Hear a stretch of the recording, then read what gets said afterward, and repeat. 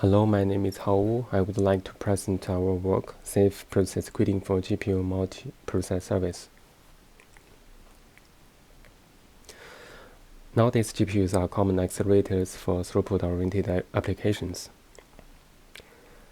such as image processing or machine learning. As a single process is unlikely to use all the GPU hardwares, it's common multiple processes share the GPUs for better resource usage and higher throughput. As GPU is not designed for multiple process sharing, the GPU vendors provide additional tools such as MPS to allow the multi-process share GPU efficiently.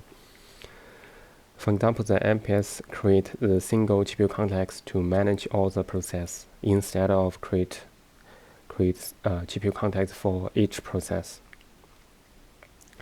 However, the MPS will lead to single point failures, which means if the MPS crash, all other user process using GPU will crash.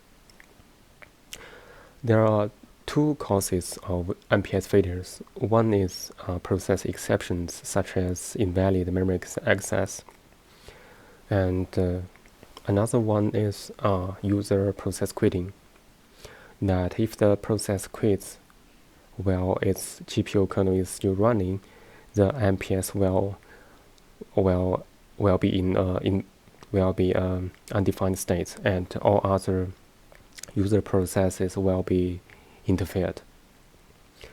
As the process quitting is a common program behavior, in this work we focus on to address the second cause of MPS failures.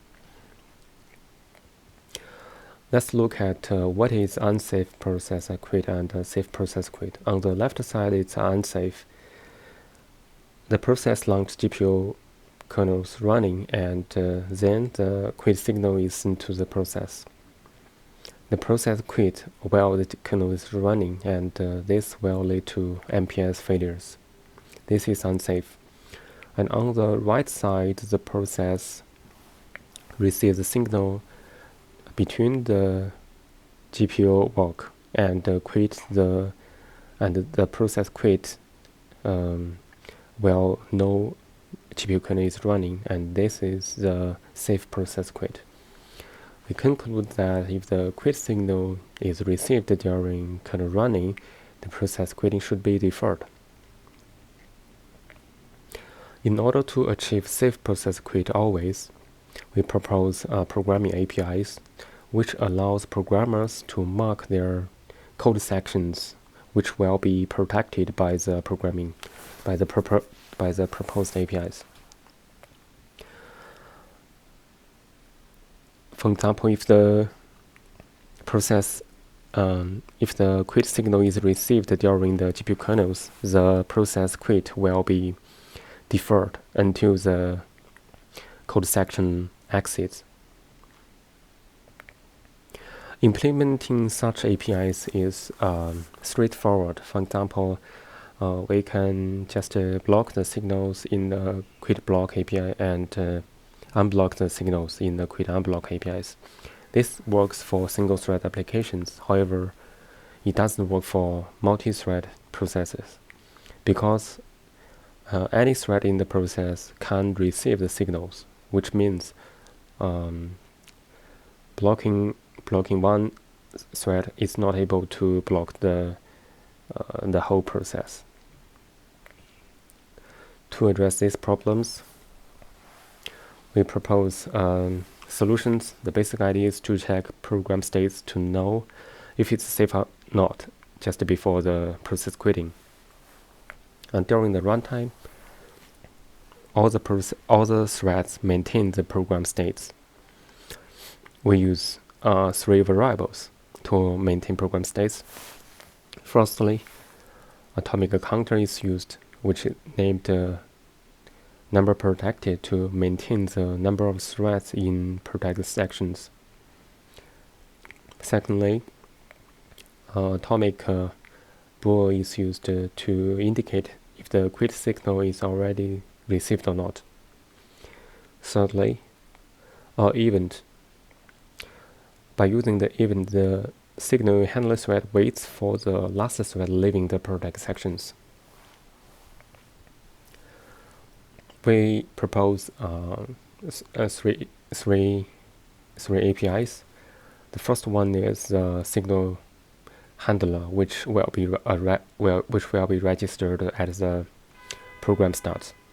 And the following two APIs, the quit block and quit unblock, will be used by the programmers to protect their code sections.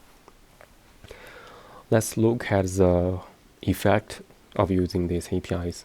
On the left side is single thread program.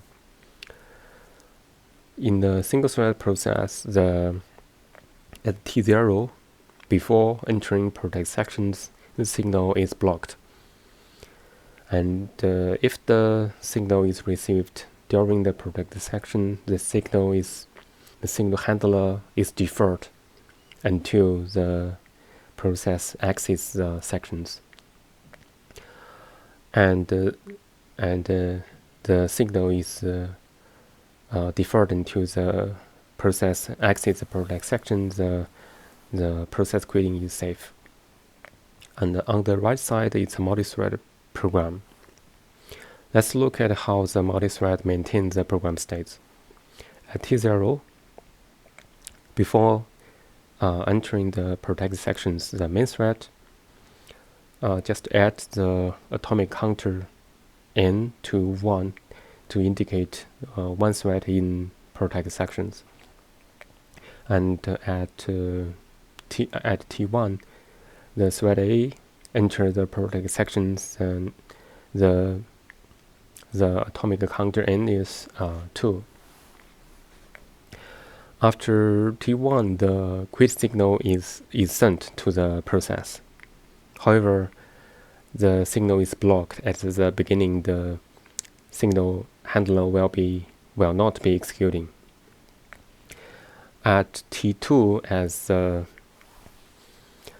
as the main thread leaves the protect sections, the signal is unblocked, and then the signal handler executes.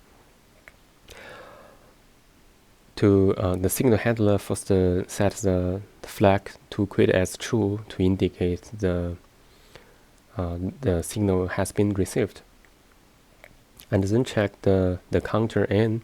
As the counter n is 1, that means another thread is still in protect sections. The signal handler will wait for it.